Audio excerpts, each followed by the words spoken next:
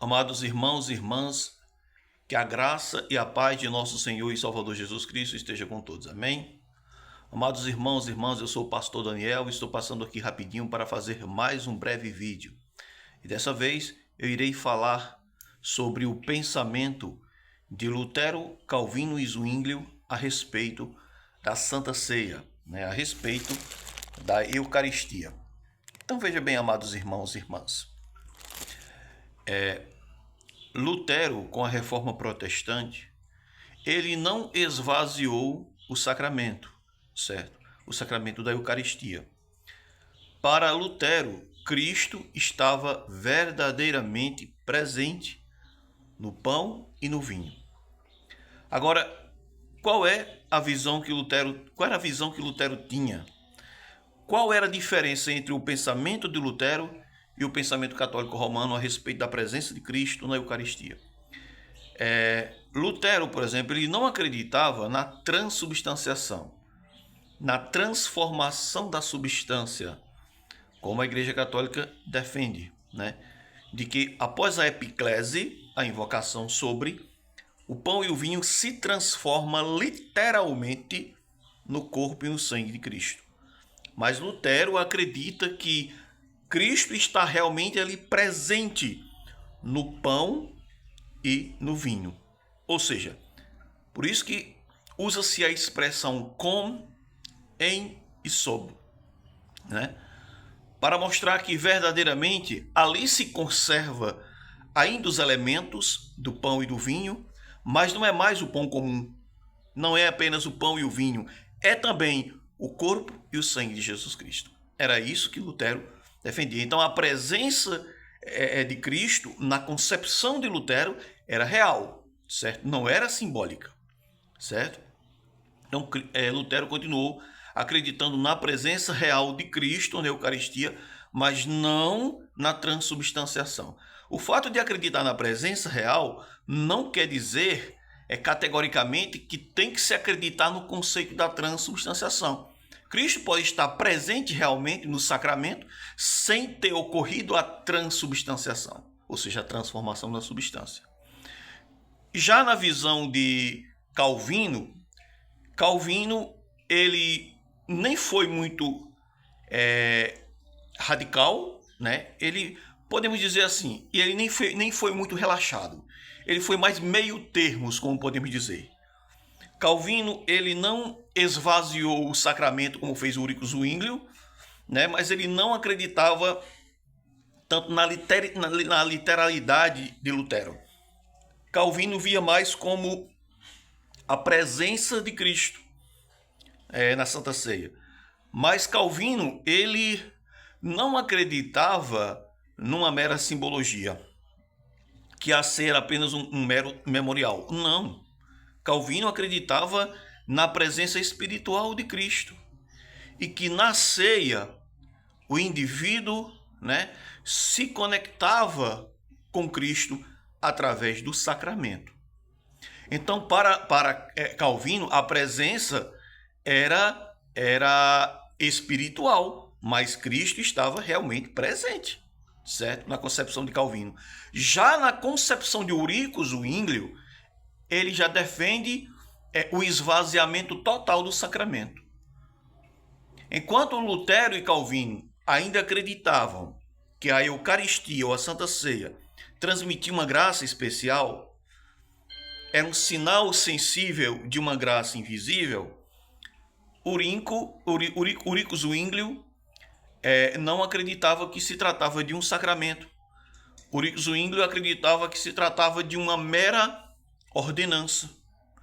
Como se no ato da Santa Ceia, Jesus apenas instituísse um memorial no aspecto de lembrança, de que os discípulos deveriam apenas celebrar aquele momento para lembrar do que ele realizou na cruz do Calvário. Então, Ulrico Zwinglio entendeu dessa forma. Então, Ulrico Zwinglio esvaziou o sentido do sacramento, colocando assim como uma mera ordenança. E se formos analisar, nós percebemos que as denominações do evangelicalismo, elas já pegaram isso de Eurico Zwinglio, o esvaziamento da Santa Ceia, reduzindo-a a um mero memorial, certo? E tornando a Santa Ceia uma mera ordenança de Jesus. Então, as denominações, como por exemplo, batistas, Assembleia de Deus, que claro que a Assembleia de Deus foi fundada por 2 missionários batistas, Daniel Berg e Gunnar Wingre, né? E a Assembleia de Deus pegou o pensamento deles também, dos batistas, que é o pensamento memorialista, certo? E as denominações pentecostais, como a maioria saiu da Assembleia de Deus, pegou também essa doutrina também do memorialismo de Zwinglio, esvaziando assim a Santa Ceia.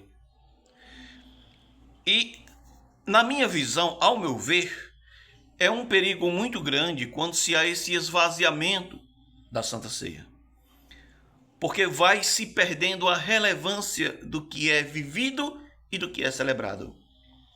Então há ao mesmo tempo um relaxamento, certo? Ou seja, se não há realmente presença real de Cristo ali, então não importa a gente celebrar de qualquer maneira. Então veja bem, então a Santa Ceia, que antes era semanalmente, todos os domingos, o culto cristão era a Santa Ceia, certo? O culto cristão não era separado da Santa Ceia, certo? Então, todo domingo, os cristãos celebravam a Santa Ceia. Então, depois do esvaziamento, passou a ser mensalmente. Tem muitas igrejas que celebram uma vez por mês, de cada mês, outras igrejas de 2 em 2 meses, algumas igrejas até de 1 ano. Essas igrejas, elas defendem o memorialismo. Então veja bem, e ainda existem igrejas reformadas que celebram ainda uma vez por mês a ceia, mas ainda acreditam que seja um sacramento.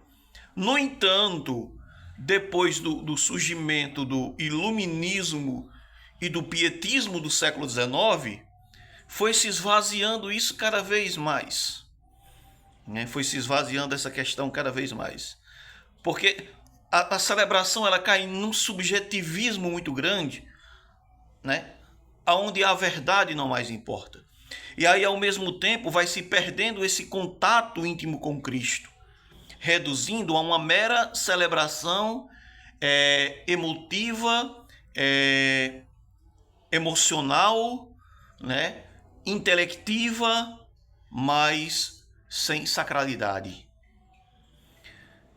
Então isso é um perigo. Quando analisamos os escritos dos pais da igreja, nós percebemos o desvio muito grande que hoje muitas denominações do evangelicalismo estão mergulhadas, com todo respeito, né? Então nós percebemos um grande desvio. Então, se eu for falar sobre isso aqui, vai levar muito tempo. Eu procuro reduzir meus vídeos para que eles cheguem pelo menos os 9, 10 minutos, para não ficar muito cansativo para as pessoas. Então, vocês estão entendendo a visão de Lutero, a visão de Calvino e a visão de Zwinglio. Lutero continuou acreditando na presença real de Cristo na Eucaristia, na ceia, embora não seja transubstanciação, mas união sacramental. E Calvino continuou acreditando na presença, mas uma presença espiritual, mas ainda continuando como um sacramento. E Eurico Zwinglio rebaixou a Santa Ceia para uma mera ordenança. Então fica aqui esclarecido. Então que Deus abençoe a todos, que todos possam crescer sempre mais na graça e no conhecimento de nosso Senhor e Salvador Jesus Cristo.